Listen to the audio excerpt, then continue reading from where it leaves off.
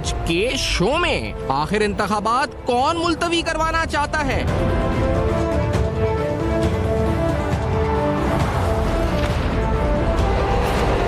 सियासत का अगला मंजरनामा क्या?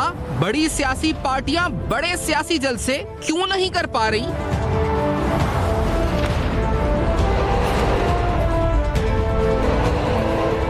क्या आने वाले दिनों में सबको लेवल प्लेइंग फील्ड मिलेगी?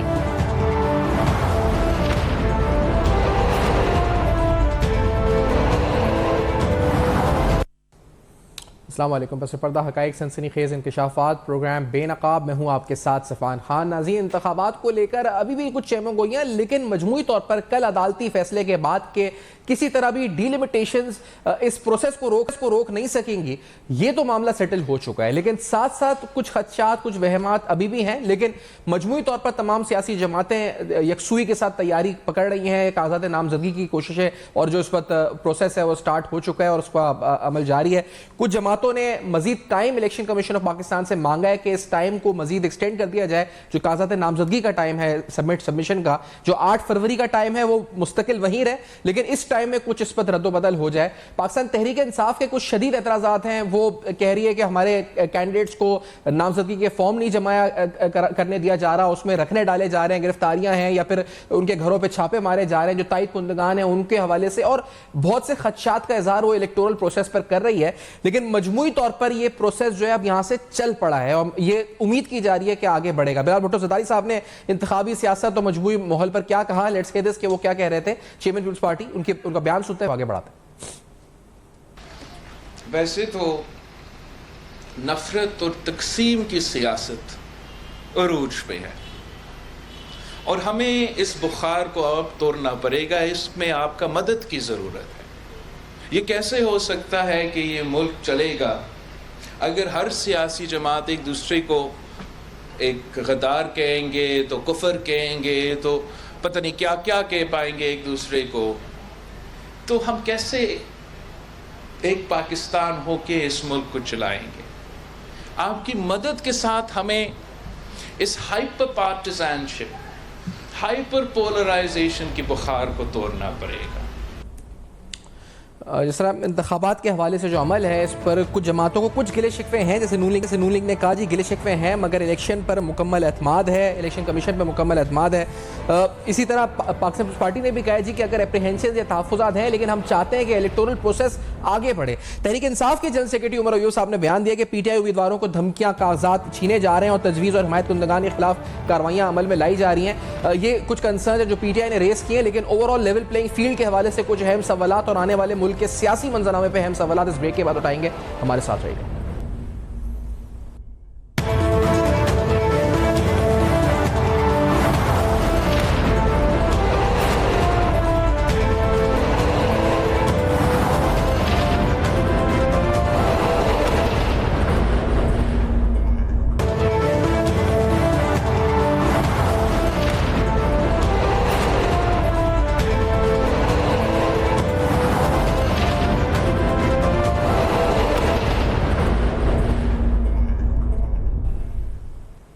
Welcome back. आप देख रहे हैं बेनकाब और बेनकाब में सियासी माहौल और इंतखाबी मंजरनामे पे। सेनेटर करीम ख्वाजा साहब पीपल्स पार्टी से सीनियर हमारे प्रोग्राम में साथ मौजूद है। करीम ख्वाजा साहब, क्या जो तहफ़्फ़ुज़ात है जमातों के, इसके साथ ही इंतखाबी अमल बढ़ना चाहिए आगे, या जो डिलिमिटेशंस को लेकर या कुछ मौसम और कुछ सिक्योरिटी खदशात को लेकर कुछ जमातें अभी भी तहफ़्फ़ुज़ात कल भी हमारे प्रोग्राम में कर रही थी, या बढ़ना चाहिए प्रोसेस को? क्या होना चाहिए ख्वाजा? इलेक्शन होने चाहिए 8 फरवरी को, जो कि इलेक्शन कमीशन ने डेट दी है और chief justice of supreme court Qazi Faez ने भी एंडोर्स की है ये बात। और पाकिस्तान की बका डेमोक्रेसी पार्लियामेंट और इलेक्शन में है। बाकी हर पार्टी को चांस मिलना चाहिए, लेवल प्लेइंग फील्ड मिलनी चाहिए, जो कि आज चीफ इलेक्शन कमीशन ने भी कहा है। एग्जैक्टली। और सबसे बढ़कर डिमांड बिलावल भुट्टो साहब ने ही की थी इलेक्शन वक्त पर हो। और हमारी सर्वाइवलिटी पाकिस्तान की और इस मुल्क की तरक्की, इन सूबों में आपस में इत्तफाकी, वो इसमें यह है कि इलेक्शन होने चाहिए। जो लोग जो बातें कर रहे हैं 2-3 दिन से, एक दरख्वास्त आ गई जो कि बार काउंसिल्स की तरफ से थी या जो कि प्रेस रिलीजें या दूसरी चीज़ें आ रही हैं, तो मैं समझता हूँ कि ये पाकिस्तान की डेमोक्रेसी से बिट्रे करना है। और सब पार्टी चाहती है इलेक्शन हो, बाकी हर पार्टी को वो फुल राइट मिलना चाहिए। जिस तरह 2018 में ये आम जाम था मीडिया पर और प्रिंट और इलेक्ट्रॉनिक्स के, भाई महकमे ज़राअत जो तंग कर रही है, तो अभी पता नहीं कौन है जिसको तंग कर रहा है, मगर सबको चांस मिलना चाहिए। तो उसमें तो आरटीएस के इस वक्त इल्ज़ाम आते हैं, लेकिन अब जो मजमूई माहौल है एक खदशे का इजहार किया जा रहा है कि इंतखाबात के बाद कहीं ये ना हो कि सवाल उठें कि ये जो प्रोसेस था इसकी लेजिटिमेसी है, इस पर जो इसमें बायसनेस के ऊपर सवाल उठे, क्योंकि एतराज़ात उठे हैं। आप देखें supreme court bar association, Pakistan bar council, मुख्तलिफ प्रेस रिलीज़ आई हैं, फिर लाहौर हाई कोर्ट का एक फैसला आया उससे पहले डीलिमिटेशन को लेकर। कुछ जमातों के शदीद तहफ़्फ़ुज़ात भी थे डीलिमिटेशन पे, लेकिन इसी डीलिमिटेशन इन्हीं तमाम चीज़ों के साथ इलेक्शन पे हम जाते हैं, तो कहीं इलेक्शन के बाद तो हालात ख़राब होने का खदशा नहीं है कि धांधली के बुनियाद पर धरने वगैरह? इलेक्शन के बाद ये सवालात उठते हैं। 2018 में भी उठे थे, जो कि पाकिस्तान पीपल्स पार्टी वाहिद पार्टी थी, उसने कहा कि हमें फॉरवर्ड जाना चाहिए, बाकी दूसरी पार्टीज ने तो यहाँ तक कहा था कि रिज़ाइन कर देना चाहिए। तो इलेक्शन में हर हाल में जाना चाहिए। बेनज़ीर शहीद ये कहती थी कि 85 की इलेक्शन जो हमने बाइकआउट की है वो सबसे बड़ी गलती थी। और दूसरी बात ये कि बेनज़ीर शहीद का पॉइंट ऑफ व्यू हमेशा ये रहा है, जो पीपल्स पार्टी फॉलो कर रही है, वो आसिफ जरदारी साहब हो या बिलावल भुट्टो साहब हो हमारे चेयरमैन, कि अगर बाई इलेक्शन होते हैं या कोई भी इलेक्शन होते हैं, पार्टी को हर हाल में हर इलेक्शन में they must go.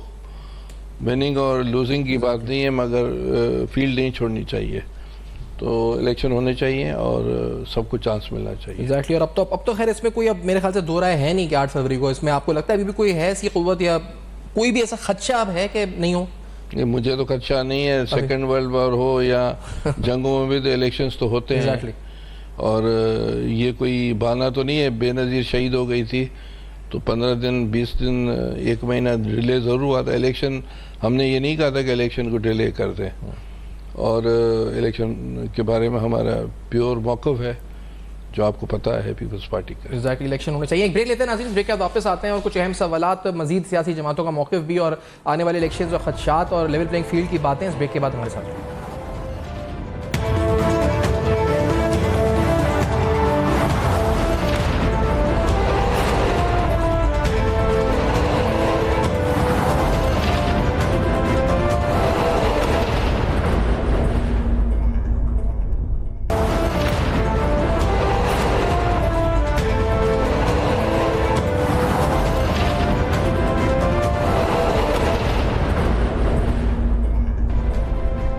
Welcome back. आप देख रहे हैं बेनकाब, और आज बेनकाब में कुछ अहम तरीन सवालात सियासी माहौल के हवाले से, सूबे सिंध के हवाले से मजमूई तौर पर हमने देखा है कि एक इंतखाबी इत्तेहाद भी तश्कील पा रहा है जिसमें नून लीग, GDA, MQM और दीगर जमातें शामिल हैं against Pakistan peoples party.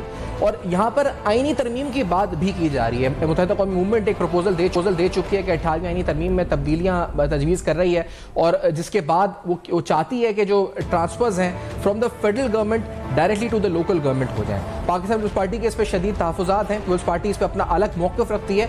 MQM इस पर एक बयानिया बना रही है और वो कहती है कि ज़रूरत है कि इस वक्त सूबे को इख्तियारात नहीं बल्कि लोकल गवर्नमेंट को इख्तियारात मिले। साहब, ये जो 18वीं तरमीम पर बहस चल रही है, पीपल्स पार्टी का इस पर मौक़िफ़ आपको पता होना चाहिए सफ़वान साहब कि जो ये मुल्क बना था वो सूबों ने बनाया था, ठीक है, और सूबों के सॉवरेन राइट हैं 1935 एक्ट में, और ये जो कॉन्स्टिट्यूशन में भी ये चीज़ें हैं। तो क्या आप सूबों का वजूद ख़त्म करके क्या पैसे इस्लामाबाद से आप मुल्तान और लाहौर को देंगे, क्या दायरे की, या पेशावर को देंगे या कोयटा को देंगे? तो ये तो हो ही नहीं सकता है ना। जो एक हायरार्की है उसके तहत होगा कि भाई सूबों के पास आएगी और सूबों के बाद वो डिस्ट्रीब्यूट होगी हर जगह। सही। ये तो पाकिस्तान का जो बनना है वो इसी तरह बना था ना। एग्जैक्टली। तो ये आप कहते हैं कि मुमकिन भी नहीं है और आईनी तौर पे भी नहीं, हम किस तरह मुमकिन है कि सिर्फ आपको अव्वल तो ये होगा भी नहीं, क्योंकि इसमें 2/3 मेजॉरिटी चाहिए और जो उनके पास है नहीं, अभी से बात ही कर रहे हैं। नहीं, वो बात जो भी कर रहे हैं। कंवर दिलशाद साहब भी साथ मौजूद हैं, साबिक secretary election commission Pakistan. Kanwar Dilshad साहब, आपको खुशामदीद प्रोग्राम में। सर ये बताएं कि अब कोई रखना, कोई तहफ़्फ़ुज़ात, और खासतौर पे आपने being x secretary of the election commission of Pakistan, Pakistan bar council और सुप्रीम कोर्ट बार एसोसिएशन के जो तहफ़्फ़ुज़ात हैं कमिश्नर को, आप कैसे देखते हैं सर इनको? जी, जो हमारी बार काउंसिलों ने जो बात कही है, उनके अंदर के बड़े इख्तलाफात हैं जी। उनके अंदर के इख्तलाफात से तो नजर ये आ रहा है कि बार काउंसिल के इलामिये या करारदादे तो नहीं, या इलामिया ही है, वो बेअसर हो गई है, क्योंकि उनके आपस में इख्तलाफात है। अली जफर ने भी उसकी मजम्मत की है, हामिद खान ने भी मजम्मत की है, और इसके बाद उनके जो पार्टी के चेयरमैन हैं इनके, उन्होंने भी कहा कि जरा हमें इससे कोई ताल्लुक नहीं है। तो खत्म हो गया, तो गैर मौसर हो गया, उसका तो कोई वैल्यू कोई नहीं। ठीक है, लेकिन साहब ये बताइएगा कि खदशात जाहिर किए गए कि कोई चाहता है कि इलेक्शन ना हो, अभी भी आपको लगता है कि इलेक्शन के इल्तवा के अंदर कोई कारफरमा, कोई कुव्वत है, या अब कोई भी हिंड्रेंस नहीं है टुवर्ड्स 8 फरवरी? अब खत्म हो गए सारे खदशात? देखो जी, आप मेरे साथ अटैच रहे हैं तमाम इलेक्शनों के साथ।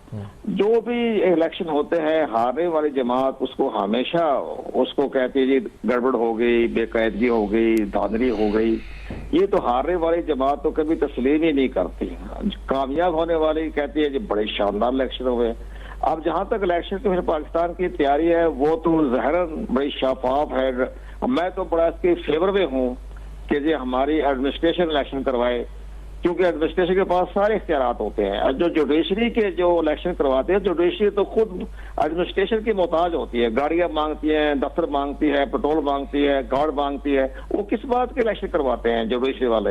वो तो उनके मोहताज होते हैं एडमिनिस्ट्रेशन के। एडमिनिस्ट्रेशन बेचारी उनके आगे हाथ मार के खड़ी हो जाती है।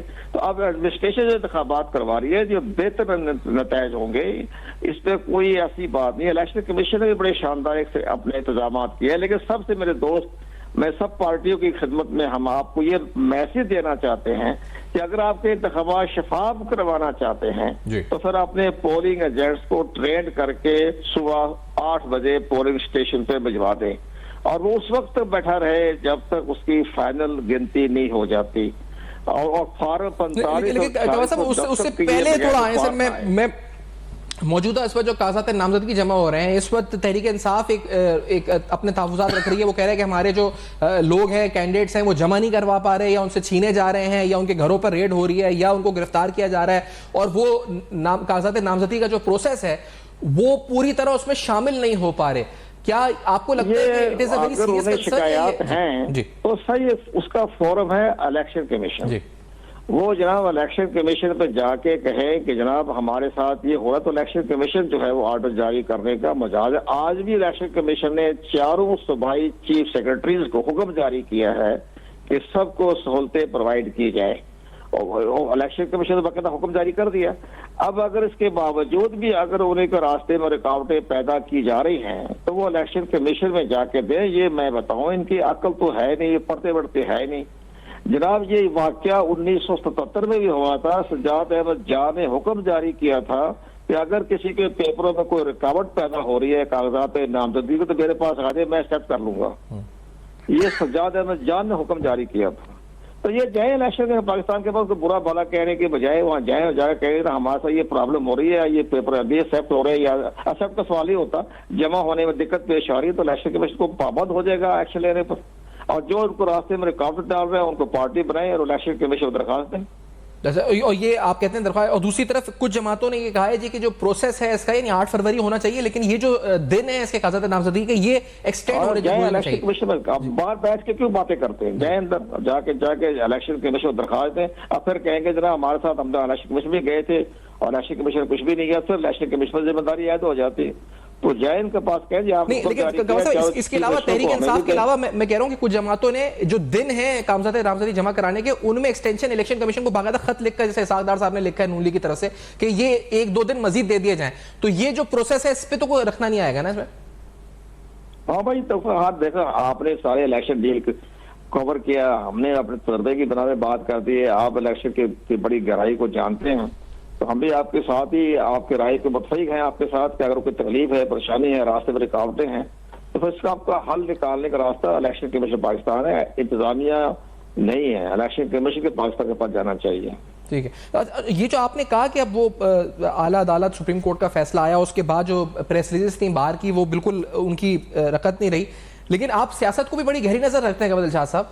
इसकी जो टाइमिंग थी इन प्रेस रिलीज की और ये जो मुतालबा था, इसकी सियासी या गैर सियासी वजूहात पर आप तज्जिया दे सकते हैं? कुछ क्या था आपकी नजर में इस बारे में जो प्रेस जो आपकी सुप्रीम कोर्ट बार और पाकिस्तान बार काउंसिल ने मुतालबा किया चीफ इलेक्शन नहीं, कमीशन इसमें कोई नहीं, ये मुतालबा गैर इसकी टाइमिंग पर आप क्या कहते हैं? नहीं वो तो ठीक है, आपने वो ऑफसेट वो हो गया, ये गैर मंतकी मुतालबा, ये नहीं होना चाहिए। मुतालबा है ही नहीं, दस्तखत है नहीं, करारदाद तो है ही नहीं, ऐसे ही आदमी जारी करके घर बैठ के उसको उसकी कोई मंतक नहीं है। हमद खान ने कह दिया मैं इसको मजम्मत करता हूँ, इससे बड़ा पाकिस्तान में उसके मुकाबले में तो कोई आदमी नहीं है हमद खान के मुकाबले में तो। और अली जफर ने भी कह दिया हम मजम्मत करते हैं। गौहर खान जो है पार्टी का चेयरमैन, उसने कह दिया मैं मजम्मत करता हूँ, तो खत्म बात हो गई। इसकी कोई वैल्यू नहीं है इसकी बार कोर्ट से। अच्छा, और साहब ये बताएं कि तहरीक इंसाफ का जो इंटर पार्टी इलेक्शन वाला मामला, इस हवाले से भी हाई कोर्ट गए थे आज पीटीआई के चेयरमैन, और फिर वहां से कहा है जी 22 तारीख तक दें। तो ये जो पीटीआई मौकिफ रख रही है कि इलेक्शन कमीशन रोक के बैठा है मामले को, इस पर आप क्या कहते हैं? आपकी राय क्या है? नहीं, रोक के नहीं बैठा, फैसला लिख रहे हैं। मेरा पेशावर हाई कोर्ट ने बिला वजह इलेक्शन कमीशन पाकिस्तान के मामलात में दाखिल की। इलेक्शन कमीशन का भी वही मुकाम है और वही स्टेटस है आईनी और कानूनी लिहाज से जो हाई कोर्ट्स का होता है। तो पेशावर हाई कोर्ट हो या कोई भी हाई कोर्ट हो, इलेक्शन कमीशन पाकिस्तान के मामले में मुदाखलत नहीं करनी चाहिए। उनका अपना एक रोल है और कल फैसला हमारी इतला के मुताबिक जैसे सुनने में आ रहा है तो मुमकिन है कल फैसला आ जाएगा। ये तो खुद अली गौहर ने कहा, अली जफर ने कहा कि जब 22 तक आप फैसला दे देंगे, उनका हम देख रहे हैं। और अली जफर साहब के सामने चीफ इलेक्शन कमीशन ने कहा कि हम देख रहे हैं, तो 22 तारीख को आ जाएगा। वो तो खुद ही कह दिया, अली जफर को कहा, गौहर को कह दिया कि हम कल फैसला था। बीच में आप पेशावर हाई कोर्ट को आना नहीं चाहिए था। पेशावर हाई कोर्ट को महसूस होना चाहिए कि आइन के आर्टिकल 218 के तहत उनके वही सारे वही इख्तियारात हैं जिनको हाई कोर्ट के पास। अच्छा साहब, साथ ही नहीं, मैं करीम ख्वाजा साहब आपसे, सेनेटर करीम ख्वाजा साहब भी साथ हैं, ये जो बात कह रहे हैं शाह साहब के तहफ़्फ़ुज़ात तो होते हैं जमातों को, लेकिन लिखकर इलेक्शन कमीशन को आगाह नहीं किया जा सकता। क्या वाकई में ये मीडिया नैरेटिव्स होते हैं, या ये लिखकर भी, जैसे तहरीक इंसाफ को अगर है तो वो लिखकर बताए इलेक्शन कमीशन को कि हाँ जी यहाँ मसला आ रहा है, ये मसला डाल रहा है? मैं कमर दिलशाद को सलाम पेश करता हूँ और मैं इनको सुनता हूँ और इनकी एक्सपर्ट राय सही होती है, क्योंकि ये सेक्रेटरी रहे हैं इलेक्शन कमीशन के। इसकी बात से मैं सहमत करता हूँ। ये लिख के आपको बताना चाहिए, ना कि ये कि इस वक्त, क्योंकि ये देखें ना ऑलरेडी आपका जो इलेक्टोरल प्रोसेस है, ये ऑलरेडी इसको दागदार करने की बहुत सी कोशिशें हुई हैं। अब जो वीडियोस आ रही हैं आप देखें सोशल मीडिया पे, उसमें बार बार कहा जा रहा है कि हम गिरफ्तार हो गया, हमारा ये बंदा काज़त नामजद छिन गया। पीटीआई वाले जो एक प्रोपेगेंडा कर रहे हैं, अभी से इसको डिलेजिटिमाइज किया जा रहा है, तो आगे जाकर क्या होगा आफ्टर? देखिए, मैं आपको बताऊं कि ये परवेज़ मुशर्रफ का दौर था और बेनज़ीर शहीद ने मुझे सेनेट के लिए, वो बाई इलेक्शन थे, मौलाना नूरानी अला जनरल सिप कर उनका इंतकाल हो गया था, तो वो बाई इलेक्शन थे, तो मुझे उन्होंने नामजद किया। बेनज़ीर साहबा ने डायरेक्ट तो नहीं किया, पर उस ज़माने में निसार खोड़ो साहब सदर थे। उन्होंने कहा कि आपको टिकट हमने दी है, टिकट बनाएं, अपना ख्याल कीजिएगा कि आपको कोई किडनैप या कोई नुकसान नहीं पहुंचाए। और क्योंकि इलेक्शन में टिल एंड जाना है, रिजल्ट्स क्या हैं वो आपको पता है, उसने मुझे कहा था। तो ये तो पार्टीज कहती है अपने कैंडिडेट्स को, और नहीं तो अपने साथ एक दो दोस्त रखें या कोई 3-4 दोस्त रखें अपने साथ, सो दैट कि कोई ऐसी बात नहीं हो। अब आप जा रहे हैं नेशनल असेंबली और सेनेट के प्रोविंशियल असेंबली के इलेक्शन में, आप अकेले रास्ते पर चलोगे क्या? ज़रूर आपके साथ कोई 4 आदमी तो होंगे ना। एग्जैक्टली। हाँ, आप इलेक्शन में जा रहे हो, कोई मजाक बात थोड़ी है। प्रोविंशियल असेंबली की जो हल्का है वो 3-3.5 लाख का है, नेशनल असेंबली का हल्का तो इससे ज़्यादा 5-7 लाख का है, कहीं कहीं तो 10 लाख के हल्के हैं।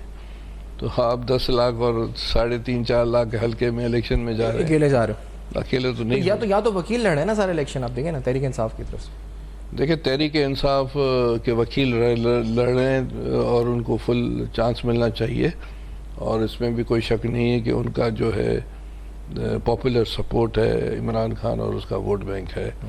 और मैं आपको पता है मैं खुलकर बात करता रहता हूँ, और मैं एक डेमोक्रेट हूँ उनको फुल राइट मिलना चाहिए कि उसको इलेक्शन में पार्टिसिपेट करें। और ये अगर जो भी कर रहा है वो गलत कर रहा है तो उसके जो है फॉल बैक्स होंगे और असरात बड़े ख़राब होंगे। सही, ठीक है। एक ब्रेक लेते हैं नाज़ीज़, ब्रेक के बाद वापस आते हैं। इलेक्शन और इलेक्शन के हवाले से तहफ़्फ़ुज़ात मुख्तलिफ के सेक्रेटरी इलेक्शन कमीशन साबिक़ फवाद शाह साहब का अपने मौक़िफ़ सुना, वहीम साहब भी साथ हैं। आफ्टर ब्रेक हम वापस आते हैं मसले।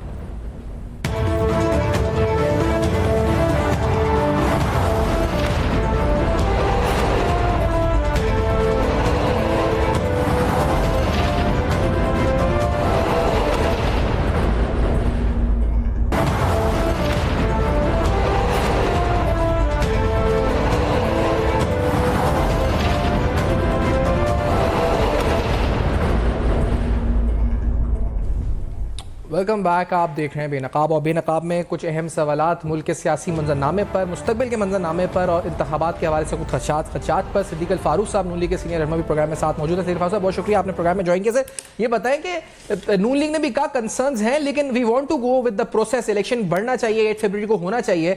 ये बताएं कि आपकी तरफ से जलसे जुलूस यानी जो पार्लिमानी बोर्ड का अमल है इसके बाद वाला प्रोसेस अब किधर स्टैंड करता है, क्या आगे का लाहेमल है नून लीग का? सिद्दीक अल फारूक साहब। बिस्मिल्लाहिर्रहमानिर्रहीम, मेरी आवाज आ रही है? जी सर, सिद्दीक साहब की आवाज आ रही है। जी जनाब, यूं ही टिकट फाइनल हो जाते हैं, नॉमिनेशन पेपर के विड्रॉल की तारीख और फाइनल लिस्ट जारी होती है, तो हमारे जो उम्मीदवार हैं वो अपने अपने हलकों में या 2-3 मिल के बड़ी लीडरशिप के लिए जलसे जो हैं वो उनसे टाइम लेके करेंगे। तो ये 40 दिन से ज्यादा इलेक्शन मुहिम चलेगी। तो कुछ लोगों ने पहले एक शुरू करने की कोशिश की है, कुछ कर रहे हैं, लेकिन हम जानते हैं कि इंतखाबी अमल की क्या तकाज़े हैं, तो उसके मुताबिक हम इंशाअल्लाह अज़ीज़ जैसे ये सारी चीज़ें फाइनल हो जाएंगी तो इंतखाबी मुहिम हमारी जो बड़े जलसे हैं वो साथ ही शुरू हो जाए। ठीक है। अच्छा, लेवल प्लेइंग फील्ड की बात हो रही है इस पर सिद्दीक फारूक साहब, पीटीआई एतराज़ात कर रही है, कह रहे हैं हमारे जो कैंडिडेट्स हैं वो जमा नहीं करा पा रहे फॉर्म, या हमारे जो हिमायत कुंदगान हैं वो नहीं उनको तहफ़्फ़ुज़ नहीं है, लोग रेड्स हो रही हैं पंजाब में ख़ास तौर पे। तो क्या इसको डीलेजिटिमाइज करने की कोशिश हो रही है इस पूरे प्रोसेस को, या ये जेन्युइन कंसर्न्स हैं election commission should address? Noon league का क्या मौक़िफ़ है इस पर? जी हमारा मौक़िफ़ ये है कि जो लोग जेन्युइनली इलेक्शन लड़ना चाहते हैं वो जिस पार्टी के हैं और उनके खिलाफ कोई ऐसे उन्होंने कोई जराइम नहीं किए हुए, कोई ऐसे ठोस मुकदमे नहीं हैं, तो उन्हें इलेक्शन लड़ने देना चाहिए, उनके रास्ते में कोई रुकावट नहीं होनी चाहिए। लेकिन सिद्दीक साहब, अगर रुकावट नहीं होनी चाहिए और ये जो कंसर्न्स कह रहे हैं सोशल मीडिया पे, आपको लगता है कि ये जेन्युइन है या इस पे इलेक्शन कमीशन को नोटिस लेना चाहिए, या फिर ये इस प्रोसेस को डीलेजिटिमाइज करने की कोशिश है इलेक्शन के, या जो ऑलरेडी दागदार करने की कोशिश है कि आगे कह सकेंगे धांधली हुई थी? बात यह है कि जो कुछ इन्होंने किया है, और आप देख लें ये जो मसनूई जहानत का मामला इन्होंने आर्टिफिशियल इंटेलिजेंस का शुरू किया है, कोई ऐसा गलत काम नहीं जो पीटीआई वाले ना करते।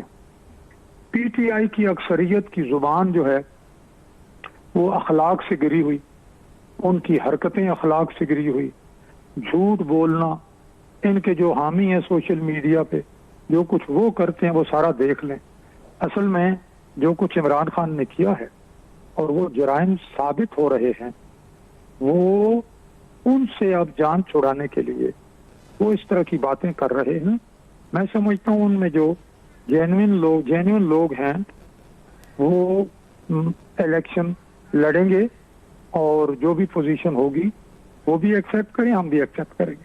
सही। सिद्दीक साहब साथ ही रहे हमारे महमूद मौलवी साहब भी हमारे साथ मौजूद हैं आईपीपी से, और महमूद मौलवी साहब आपको खुशामदीद कहते हैं। सर कंसर्न्स आईपीपी के कुछ हैं, अब काज़ात नामजदगी का अमल स्मूथली जारी है, पीटीआई आपकी जो साबका पार्टी वो कुछ क्रिएट कर रही है सोशल मीडिया पे, कह रही है जी कि लोगों को उठाया जा रहा है, जमा नहीं कराया जा रहा, कंसर्न्स जेन्युइन है, शुड दे बी प्रोब्ड, या फिर आपको लगता है कि ये एक फेक नैरेटिव है जो जैसे बनाया जाता है हमेशा से? बिस्मिल्लाहिर्रहमानिर्रहीम, देखिए ये मेरे ख्याल से ये फेक नैरेटिव है। हम ये काम मैं कम से कम कराची के ऊपर तो ओपनली कह सकता हूँ कि कौन सी जगह पे है कि किसको उठाया, देखे ना, खुर्रम शेख जमान ने फाइल कर दिया, बहुत से मेरे जानने वाले पीटीआई सब फाइल कर रहे हैं। देखिए ये नैरेटिव बनाना कि जी हम मजलूम है, हमारे साथ ज्यादती हो रही है, ये होना नहीं चाहिए। देखें मैं ये नहीं कह रहा हूँ कि बिल्कुल उनके वही प्रिविलेज होगा जो उनको 2018 में हुआ था, क्योंकि वो देखें जो है हर आदमी अपने टाइम लाइन में चल रहा है दुनिया में। तो 2018 वाले अगर वो समझ रहे हैं कि जी वो टाइम होगा तो 2018 वाला टाइम नहीं है। बाकी आई वुड से सबको जो है इलेक्शन कमीशन दे रही है और ओपनली आए, फेयरली देखें। उनके लोग अब अगर भागे हुए हैं या कोई चीज है, मैं ये नहीं कह रहा हूँ कि नहीं उनके साथ बिल्कुल कुछ लोगों पे केसेस है वो फ्रंट पे नहीं आ रहे, मगर ये है कि अल्लाह करे कि जो भी रिजल्ट आए इलेक्शन के, चाहे कोई भी जीते और हारे, कम से कम ये हो कि उसको जो है जो हारे वो इज्जत से उसको एक्सेप्ट करे और आगे चले। हमारे यहाँ बदकिस्मती से ये कल्चर बन चुका है कि जब भी वो हारता है वो कहता है कि जी मुझे हराया गया, और जब वो जीतते जो है जीतते हैं वो कहते हैं नहीं जी फेयर हुआ है। आप ये देखें ना 2018 में सारी ऑपोजिशन कह रही थी वो ये क्या हराया गया जी। देखिए जब गवर्नमेंट में रहते हैं वो कहते हैं एस्टेब्लिशमेंट इज द बेस्ट और फलाना आर्मी वन। जैसी आप हुकूमत से उतरते, चाहे किसी का भी नाम नहीं लूंगा, सबकी बात कर रहा हूँ, वो फिर इल्जाम तराशियां करते हैं कि जी हमें एस्टेब्लिशमेंट ने उतारा, एस्टेब्लिशमेंट क्यों है। देखिए ना, अब आपको मैं बताऊं, खान साहब ने जो है जब वो थे वो कहते थे कि जी उनसे बेहतर कोई नहीं है बाजवा साहब से और वो फलाना। अब जब उनकी गवर्नमेंट उतरी वो खुद ही रियलाइज करते कि यार अगर आज मैं गवर्नमेंट में उतरा, why don't I sit in the opposition, मैं ऑपोजिशन में बैठूं एंड मैं उसके एज पर जो असेंबली के हिसाब से चलूं। हमको रोडों पे आके क्यों फैसले करने हैं? अगर सारे फैसले रोडों पे करने हैं तो फिर असेंबलीज की क्या जरूरत है? अच्छा, लेकिन ये आप तीनों साथ हैं तो मैं आपसे बड़ा एक इंपॉर्टेंट सवाल तीनों के सामने करूंगा। आपसे पहले शुरुआत करना चाहूंगा कि ये अभी हमने देखा कि ये तो चले प्रोसेस चल रहा है, लेकिन साथ साथ नैरेटिव और अपनी जमातें अपना मौक़िफ़ भी बयान कर रही है आवाम के सामने। तो यहाँ पर कराची और पूरे मजमूई तौर पर सिंध को लेकर नवाज शरीफ साहब ने एक बयान रिसेंटली दिया। उन्होंने कहा जी थरकोल हमने किया, कराची को अमन अमान के हवाले से हमारी काविशें हैं। मोटरवेज के ऊपर उन्होंने तनकीद की। उन्होंने यहाँ पर यह भी कहा जी कि पानी का हल नहीं हो सका मसला, तो तनकीद का निशाना बनाया इस पर फैजा पीपल्स पार्टी को भी उन्होंने, और ये कहा जी कि हम आएंगे तो मोटरवे देंगे। तो वजह क्या रही कि हम डिलीवरी जो नवाज शरीफ तनकीद कर रहे हैं पीपल्स पार्टी पर, उसकी वजह क्या रही? फैजा तनकीद करना तो पॉलिटिक्स में होता है और इलेक्शंस में तो तनकीद होती है। अब नवाज शरीफ साहब जो बातें कर रहे हैं वो गलत बयानी से काम कर रहे हैं। बेनज़ीर भुट्टो ने जो है 93 में गॉर्डन वू को बुलाया था और केटी बंदर का प्रोजेक्ट और थरकोल का शुरू हुआ था, जो कि 97 में नवाज शरीफ ने बंद कर दिया। जहाँ तक कराची के अमन अमान की बात है, तो जब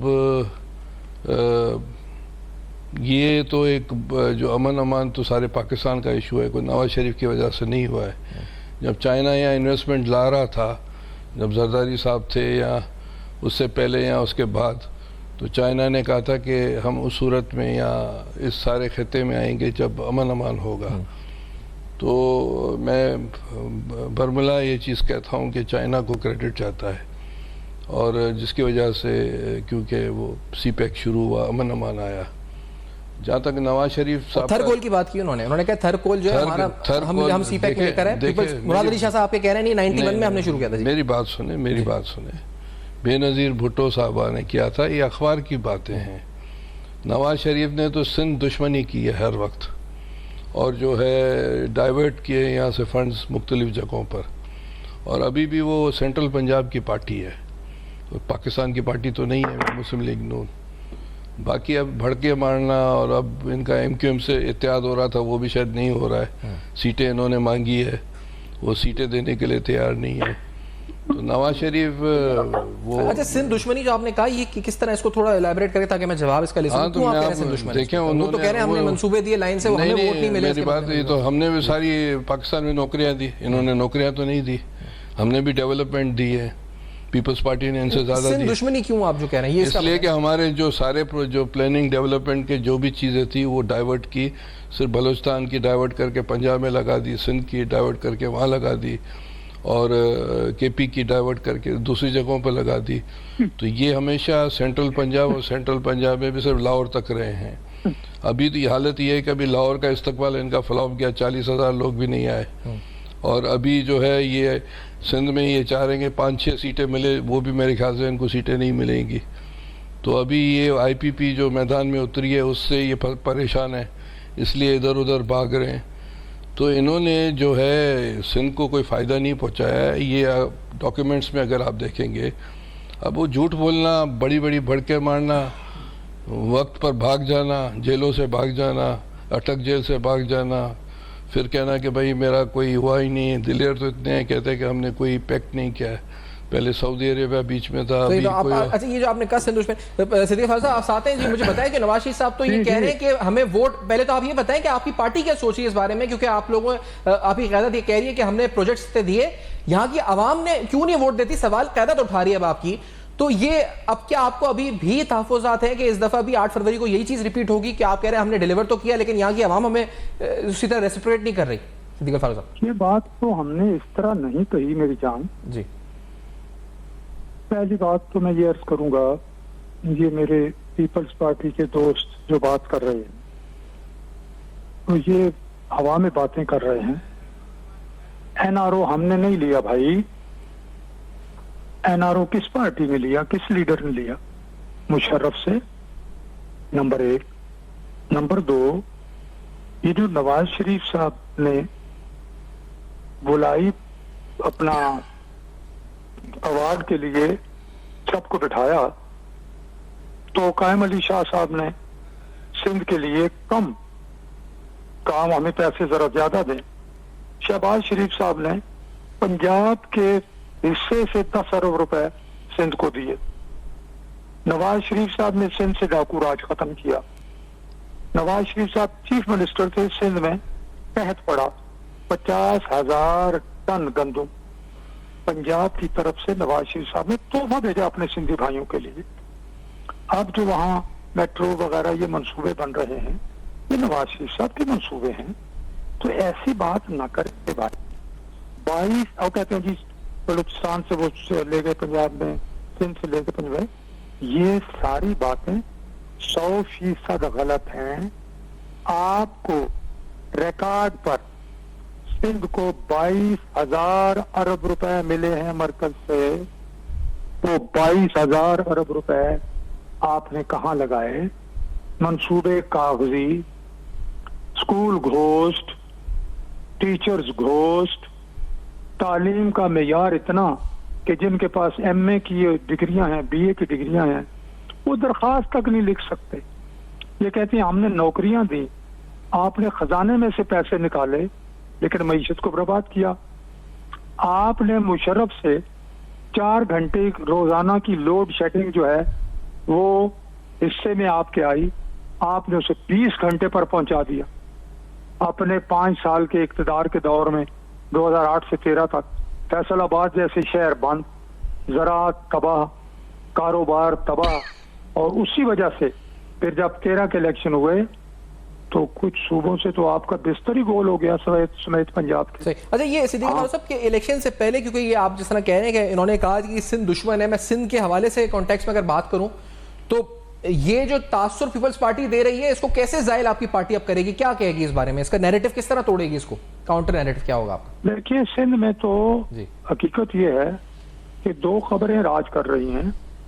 एक जुल्फिकार अली भुट्टो शहीद की और एक बेनजीर भुट्टो शहीद। ये 2 खबरें राज कर रही हैं। इनकी अपनी कारकर्दगी कुछ नहीं है। हम इनका तासुर जो है वो अब, चूंकि पहले हम जरा ख्याल रखते थे, इनका ज्यादा नहीं हम उसको सामने लाते थे, अब हम इनकी कारकर्दगी सामने लाएंगे। अच्छा, ये वो अच्छा, ये अब आपने, यानी हम ये तवक्को रखें सिद्दीक फारूक साहब पे अगले जो 40-50 दिन होंगे उसमें आप नैरेटिव बनाएंगे सिंध में कारकर्दगी का, इनके खिलाफ भी, और अपनी कारकर्दगी सबूत सामने रखेंगे। अच्छा, रखेंगे, सबूत सामने रखेंगे, सबूत के साथ। सही है। तो ये तो सर ये काफी इंटरेस्टिंग टाइम है। करीम साहब, आप तैयार हैं? ये सबूतों के साथ कह रहे हैं हम आएंगे सामने? भले आ जाएं, और इनको शिकस्त होगी फिर भी। अच्छा, सिंध में इलेक्टोरल शिकस्त इनकी यकीनी है। नवाज शरीफ के लिए इन्होंने सीट मांगी है, PTI उससे MQM ने जवाब दे दिया है, और अब ये लोगों को इकट्ठा करने की कोशिश कर रहे हैं। वो एक जो है कश्मीर से एक नोटोरियस जो है डेकोइट के हेड है उसको इन्होंने शामिल किया है।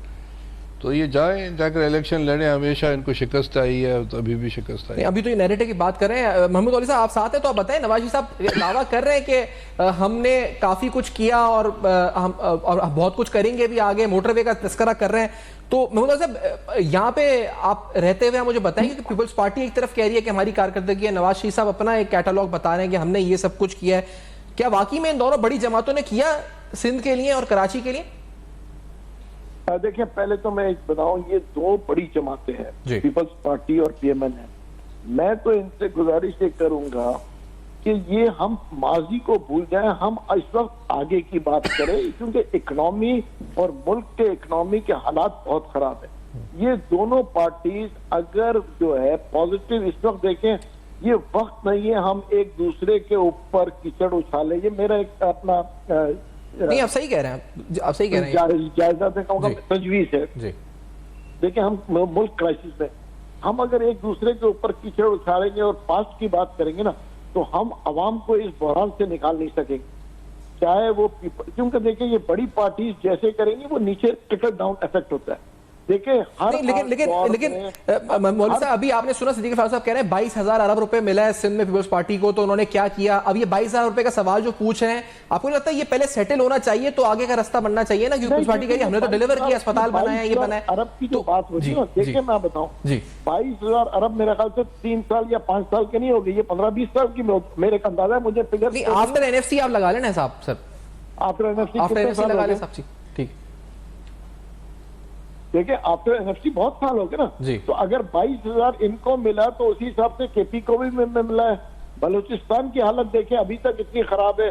देखिए मैं तो कम से कम इस नेचर का आदमी हूं कि हम आगे चलें, पास्ट के हम मुर्दे ना उखाड़े, क्योंकि अगर हम पास्ट के मुर्दों में इस वक्त जाएंगे ना तो वो बहुत दलदल में हम फंसते चले जाएंगे। सही, तो दलदल में फंसने के बजाय आगे नहीं, तो देखिए हम इस वक्त आगे चले क्यों, उसकी वजह ये है कि तो सर आगे का रास्ता भी एक एमकेएम ने प्रपोज किया ना, वो कहते हैं कि नहीं ये फंड सूबों के नहीं लोकल गवर्नमेंट को ट्रांसफर हो जाने चाहिए ये जो आइंदा के लिए। तो क्या आप मुत्तफिक है आपकी पार्टी इस रास्ते से? देखिए बिल्कुल आगे का रास्ता जो भी बैठ के अगर वो कहते हैं कि डाउन द स्ट्रीम होना चाहिए, व्हाई नॉट। और अगर एक चीज फैक्ट्स एंड फिगर्स पे है और अवाम के इंटरेस्ट में होगा तो हम तो हर उस पार्टी के साथ खड़े हैं जो अवाम के इंटरेस्ट की बात करे। और हम जो है जिसको बोलते हैं ना बहस बराए बहस नहीं करेंगे और तनकीद बराए तनकीद नहीं करेंगे। अगर तनकीद करेंगे बराए इस्लाह, और अगर हमने कोई चीज गलत बोली तो हम उसको एडमिट करेंगे कि गलती इंसान से होती है, ये हम इसको वापस स्टेटमेंट को लेंगे। क्योंकि ये कहना है कि जी हम तनकीद क्योंकि कह चुके हैं हम, तो अभी हम उसको ही डिफेंड करेंगे, नहीं जी डिफेंड नहीं। कम से कम मैं अपनी जात पे कहता हूँ, अगर गलती मेरे लीडर से भी होगी तो मैं उसको डिफेंड नहीं करूंगा। यही चीज मैं पीटीआई के लिए कहता था। देखिए मैं पीटीआई में था, इमरान खान से जो गलती हुई है कि फौज के अगेंस्ट, मैं पहले दिन से कह रहा था गलत कर रहे और आज भी कह रहा हूं गलत कर रहे। उसकी वजह यह है कि देखें बाकी पार्टियों ने भी जबानी कलामी फौज के जो जनरल्स के अगेंस्ट बोलते रहे, मगर दस्ते गिरेबान कोई भी नहीं हुआ। तो अब तो सर आपकी जो साबका पार्टी वुकला के हाथ में आ गई है महमूद मौलवी साहब। अब देखिए चाहे वुकला के हाथ में आए चाहे किसी के भी हाथ में आए, मगर मैं फिर दोबारा हमेशा कहता हूं, आर्मी इज आवर बैकबोन। हम उसको डैमेज करे देखे ना, और देखे ना आज कोई साहब कह रहे थे कि जी ट्रंप को जो है वो नाहिल कर दिया, तो मैंने कहा वहां पे इंसाफ जो है ना सबके लिए एक बराबर है अमेरिका में। ये पाकिस्तान है कि अमीर के लिए इंसाफ अलग और गरीब के लिए इंसाफ अलग, ताकतवर के लिए इंसाफ अलग और मजलूम के लिए इंसाफ अलग। सही। तो जब तक ये चीजें खत्म नहीं होगी तो हम ये मुल्क तरक्की नहीं कर सकेगा। ठीक है, अच्छा हमारे साथ आप साथ ही रहे नज़ीर लगारी साहब सीनियर सहाफ़ी भी साथ मौजूद हैं। नज़ीर लगारी साहब गहरी नजर रखते हैं मुल्क की सियासत तौर पर और इनसे सूबे सिंध के बारे में भी बात करते हैं। सिंध में नज़ीर लगारी साहब क्या कुछ आप डिफरेंट एक्सपेक्ट करते हैं इस दफा इंतखाबात में, या आपको वही इंतखाबी मंजरनामा आफ्टर इलेक्शंस नजर आता है, या कुछ तब्दीली या मुख्तलिफ चीज नजर आएगी आपको नज़ीर लगारी साहब? तब्दीली में कोई हालात हमको नजर आए। मैं तो एक एक जिले की तरफ चलता हूँ, मुझे मालूम नहीं है कि कौन सी ऐसी तब्दीली आ गई है कि जो ठट्ठा में किसी और पार्टी के लिए जगह बने, या मदीन में कोई बात हो गई है, टंडो मोहम्मद खान में, टंडो यार में, और आगे मिच्छी में, उमरकोट में, थरपारकर में, सांगड़ में, नशर फरोज में, नवाब शाह में, और चक्कर में, घोटकी में, कश्मीर में, कंदकोट में, जैकाबाद में और कंबर शहजाद कोट में, लाड़काना में, दादू में कौन सा ऐसा तब्दीली आ गई है जिसकी वजह से कहा जाए कि नहीं वो अब जो रिप्लेस हो जाएगी, एक पार्टी जो उसकी जगह पर दूसरी पार्टी आ जाएगी, और दूसरी पार्टी के पास उम्मीदवार कौन से हैं? सारी पार्टियों के लोग मेरे दोस्त हैं, मुझे तो उम्मीदवार ही नजर नहीं आ रहे हैं, समझ नहीं आ रहे हैं कि कौन से उम्मीदवार आकर यहाँ से कंटेस्ट करेंगे। जो बड़े दो आखिरी पीपल्स पार्टी के मुखालिफ जो बाकी बचे थे वो महर थे शिकारपुर के और महर थे वहां के अपना घोटकी के, वो भी पीपल्स पार्टी में शामिल हो गए महीना डेढ़ महीने पहले। अब कौन सा ऐसा उम्मीदवार है जो आकर कंटेस्ट करेगा? यहाँ पर वो हवा भी नहीं है जो कहा जाता है ना कि बड़ी हवा चल रही है इमरान खान की। यहाँ तो इमरान खान की हवा पहुंची नहीं है, मैंने नहीं देखी, कहीं भी नहीं देखी है, तो ऐसी कोई सूरत यार भी नहीं है। ठीक है सर, सर वो तो हवा नहीं पहुंची, तो नवाज शरीफ साहब वाली हवा कुछ है? वो भी तो बहुत कह रहे हैं कि मैं सिंध में मैंने ये किया और हम ये करने चाहेंगे और हमने ये थरकोल से लेकर और बहुत से मंसूबे गिनवा रहे हैं और आगे का भी कह रहे हैं कि हम मोटरवेज बनाएंगे और ये करेंगे, तो वो हवा है या वो भी नहीं पहुंची, वो भी कहीं दूर दूर तक नहीं है? नहीं, मैं नहीं समझा हूं आपके सवाल भी। सर मैं नवाज शरीफ साहब के बारे में पूछ रहा हूं, आपने इमरान खान साहब का कहा ना, मैंने कहा नवाज शरीफ साहब का कुछ है? वो कह रहे हैं कि हम सिंध में बहुत डिलीवर किया है, हमने माजी में अमनो अमान दिया है और बहुत सी चीजें गिनवाए। कमाल कर दिया होगा, कमाल कर दिया होगा, लेकिन उनके पास बशीर मेमन साहब हैं, शाह शाह हैं, निहाल हाशमी हैं, उनके साथ जो है वो जितने दोस्त हैं मैं सबके नाम जानता हूं, उनमें से तो कोई ऐसा नहीं है कि जो काउंसिलर की सीट भी जीत सके। हैं कौन, उम्मीदवार कौन है, वो हमारे सामने है, तो फिर हम बात करेंगे। ठीक है, और फिर मजमूई तौर पे नज़ीर लगाए साहब मुल्की सूरत हाल में क्या नजर आता है, मंजरनामा आपको तश्कील पाता हुआ? और आज के पहले बताइएगा इंतखाबी अमल आगाज हुआ है, पीटीआई को कुछ तहफ़्फ़ुज़ात हैं, वो कह रहे हैं कि हमारे कागज़ात नामजदगी जमा नहीं हुए और ये नहीं हुआ, तो ये जेन्युइन कंसर्न्स है, should they be addressed election के फ्री एंड फेयर होने पर? और वैसे मंजरनामा क्या नजर आ रहा है पूरे मुल्क का मजमूई तौर पर नज़ीर लगाए साहब? मेरा ख्याल है कि उनको भी मौका मिलना चाहिए, तमाम पार्टियों को मौका मिलना चाहिए कि वो अपने कागजात नामजदगी दाखिल करें, मेरिट की बुनियाद पर उनको कबूल होना चाहिए या मुस्तरद होना चाहिए, और इसके अलावा कोई और तरीकाकार नहीं होना चाहिए कि किसी की भी वो कागजात नामजदगी दाखिल होने से रोक दिए जाएं। अगर कोई पार्टी के तौर पर आता है तो, और अगर वो कोई निशान मांग रहे हैं तो उन्हें निशान मिलना चाहिए, अगर वो कंटेस्ट करना चाहते हैं उन्हें कंटेस्ट करने का पूरा मौका मिलना चाहिए। बहुत सख्त हालात थे 2018 में PMLN के लिए, और उनके लीडरशिप को पूरे जेल में डाल दिया गया था और फिर इलेक्शन कराए गए थे, पहले उनको नाहल किया गया, उनके खिलाफ एक बड़ी कंपेन चली थी, उनके खिलाफ बदनामी की बड़ी कंपेन चलाई गई, और उसके बाद उन्होंने इलेक्शन कंटेस्ट किया, फिर इलेक्शन चोरी किए गए, इलेक्शन आर्टिस्ट मशीनें बुझा दी गई थी, ये सारा कुछ हुआ था और एक लाडले को लाने के लिए सब कुछ किया गया था। अब अगर वो लाडला इलेक्शन से बाहर किया जा रहा है तो हम उस वक्त भी नहीं ठीक समझ रहे थे कि जनाब किसी को नहीं निकालना चाहिए, अब भी हम कहते हैं कि किसी को सियासी अमल से नहीं निकालना चाहिए, लेकिन इनके बारे में अगर ये कोई सोच रहा है कि कोई बहुत बड़ा इनकलाबी पीछे खड़ा हुआ है, तो ना इनके पास नजरिया है, ना इनके पास तंजीम है, ना इनके पास इनकलाब है, ना इनकलाब का कुव्वत है, ना इनकलाब की मशीनरी है, ना इनकलाब का इंजन है, इनके पास कोई ऐसी चीज नहीं है। हवा है जो एस्टेब्लिशमेंट में भरी है और अब तक भी भरी जा रही है, कभी इस तरह से कभी और तरीके से, अभी भी हवा वही है जो एस्टेब्लिशमेंट ने भरी है पीटीआई के अंदर, और उसके अंदर वही हवा चल रही है। अच्छा, आपने भी इस सिंध की कैंडिडेट्स की बात की, मैं अगर आपका पॉइंट ऑफ व्यू पहले ले लूं, वो कहते हैं नज़ीर लगाई साहब कह रहे हैं कोई डिफरेंट है नहीं, वही कोई कैंडिडेट ही नहीं किसी के पास, तो क्या इलेक्शन? पीपल्स पार्टी के पास कैंडिडेट है, हाँ। बाकी मुस्लिम लीग नून के पास नहीं है, कौम परस्त जो हैं उनके भी कोई कैंडिडेट नहीं है, मुस्लिम लीग फंक्शनल के जो हालात है वो बड़े पैथेटिक हैं, तो पीपल्स पार्टी सिंध में तो मेरे ख्याल से स्वीप कर रही है, और बाकी तो मेरे ख्याल से कोई और पार्टी मुझे नजर नहीं। अच्छा, और सिद्दीक फारूक साहब आप कह रहे थे कि अभी हम आएंगे एग्रेसिवली और हम बेनकाब करेंगे फैक्ट्स एंड फिगर्स के साथ, बट आपके पास कैंडिडेट नज़ीर लगाई साहब की आपने गुफ्तगू सुनी होगी सिद्दीक फारूक साहब, वो कह रहे हैं कैंडिडेट्स क्या हैं आपके पास सिंध में जो कंटेस्ट करेंगे? देखिए, मैंने पॉलिसी पर बात की है जी, मैं सिंध के हकायक, क्योंकि मैं बहुत अरसे से सिंध आया गया नहीं हूँ, मैंने अवैकू ट्रस्ट का चेयरमैन रहा, फिर उसके बाद मैं बस इस्लामाबाद में रहा, फिर आजकल मैं ज़रा बीमार भी चल रहा हूँ, तो मैं सिंध में कैंडिडेट्स वगैरह के हवाले से बिल्कुल कोई हतमी यकीनी बात नहीं कह सकता कि मैं आपके इस स्क्रीन से झूठ बोल लूँ। ये हमारी सिंध की लीडरशिप और हमारे लाहौर में जो मरकजी लीडरशिप है वो जानती है। मैंने अर्ज किया कि जो बहरहाल कैंपेन तो चलेगी, सिंध के दौरे तो होंगे, जितने भी कैंडिडेट्स होंगे, थोड़े हों ज्यादा हों, वो कैंडिडेट्स बहरहाल हम फील्ड करेंगे और वहाँ जो जलसा आम होगा, जो प्रेस कॉन्फ्रेंसें होंगी, उनमें हकायक हम सामने रखेंगे। ठीक है, वो रखेंगे। अच्छा, और महमूद मौलवी साहब आप कुछ कहना चाहिए कि सिंध का जो मंजरनामा इंतखाबी नजर आ रहा है, नज़ीर लगाई साहब कह रहे हैं कोई डिफरेंट उनको नजर नहीं आ रहा, सारे अजला के नाम गिनवा कर उन्होंने बता दिया कि कुछ डिफरेंस नहीं है, कैंडिडेट्स ही नहीं है पार्टीज के पास कंटेस्ट करने के लिए। देखिए, मैं आपको बताऊं, मैं उनको ऑब्वियसली बड़े सीनियर जो है, मैं इस पर कमेंट क्या करूं, मगर मैं आपको बताऊं, देखिए कैंडिडेट्स तो हर जगह हैं और लोग जो है हर एक के अपने अपने पॉकेट्स हैं, ठीक है ना जी, अपने अपने पॉकेट्स हैं और उनके अंदर हेलो जी नहीं जी, मौलवी साहब से राब्ता मुनक़ता हुआ है हमारा गालिबन। नज़ीर लगाई साहब आप कुछ ये कहना चाहिए कि ये करीम ख्वाजा साहब कह रहे हैं कि पीपल्स पार्टी ही के पास कैंडिडेट्स हैं, पीपल्स पार्टी स्ट्रांग ऐसा मतलब और कोई कंटेस्टेंट है ही नहीं अगेंस्ट।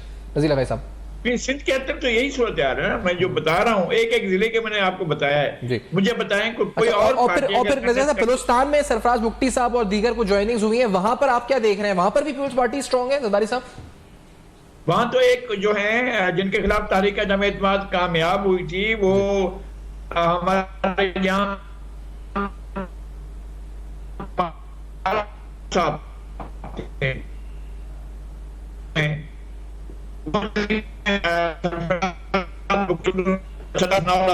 अब्दुल कादिर भोज, ये सारे पीपल्स पार्टी में हैं और बड़े जो जितने भी इलेक्टेबल हैं वो पीपल्स पार्टी के साथ हैं।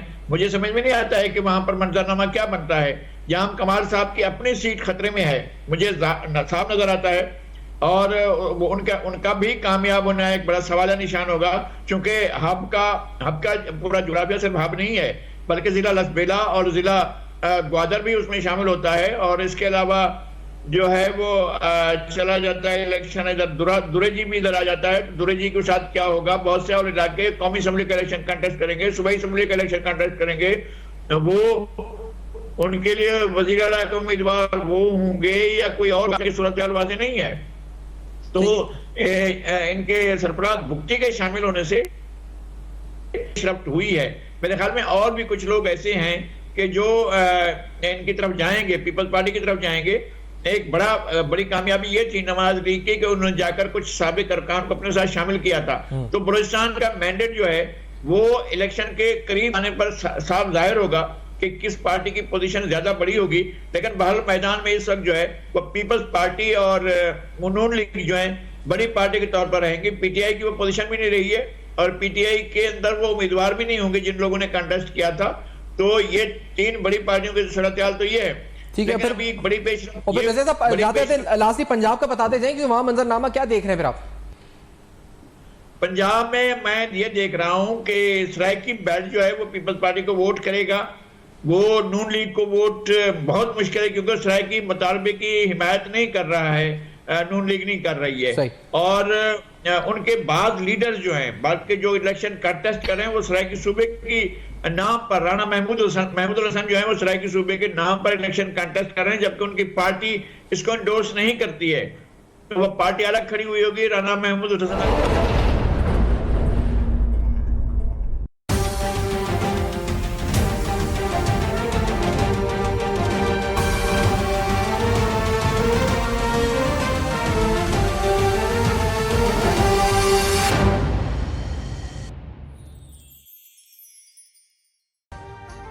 अभी सब्सक्राइब करें ताकि कोई खबर रह न जाए।